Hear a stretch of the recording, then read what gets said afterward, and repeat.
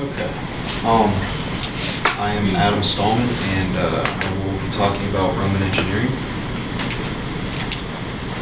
Probably the most visible sign of what the Romans did so long ago was their road network. They built over 5,000 miles of paved roads throughout their empire, and some are still in use today, carrying traffic. The first major highway that the Romans built was the Appian Way. It went from Rome to Capua in southern Italy. And the Roman roads were constructed by the Roma. This allowed the Romans to make an arrow straight line for their roads, and they could only make straight lines. They could not make turns. They had to do 90-degree turns.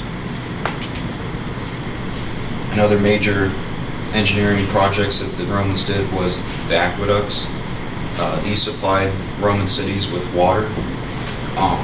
Rome had 11 aqueducts, and it allowed them to have a population of well over 1 million people.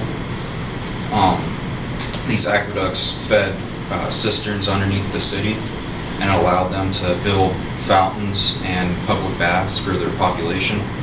It also allowed them to cut down on disease, allowing fresh water, and to have flour mills inside the city to supply Rome with cheap bread.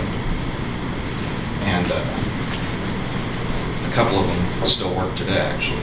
Just a testament of how strong Roman engineering was. The Romans were really the first people to build bridges that would last across rivers.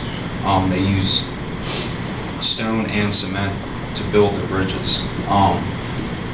Most major rivers in the Roman Empire were spanned by bridges, including the Dom and the Rhine rivers. One of the stories I found interesting was that when Julius Caesar was invading Gaul, he decided that he needed to show another, how powerful he was back in Rome. So he decided to cross into Germany.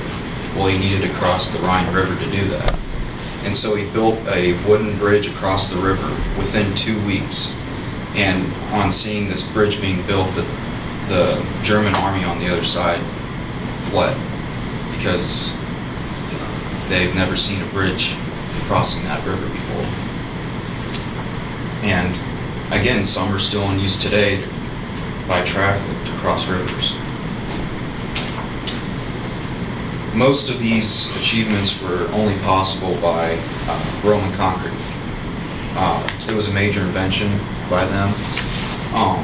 What they did was that the mortar that made up the concrete, which is like how it bonds together, makes it stronger, they put volcanic dust in it called pozzolana, and it just made it really strong, made it really cohesive to itself, and it allowed them to build underwater as well. So their harbors and bridges that they built in the water were able to stand up to the corrosive action of it. And most of these structures were built using arches and domes. The Pantheon in Rome is actually one giant dome almost, and it allows them to build bigger and larger because it spreads the weight out and allows them to build without supporting columns. Arches act in much the same way as you can build more weight on a circle than you can on a square, and that's what they kind of did for the arches. It spreads the weight out both sides, so it's not all in one area and it'll cause a break. And you can go bigger and better, pretty much. And Romans like to build big, so that was a very, very crucial invention there. Is there any questions?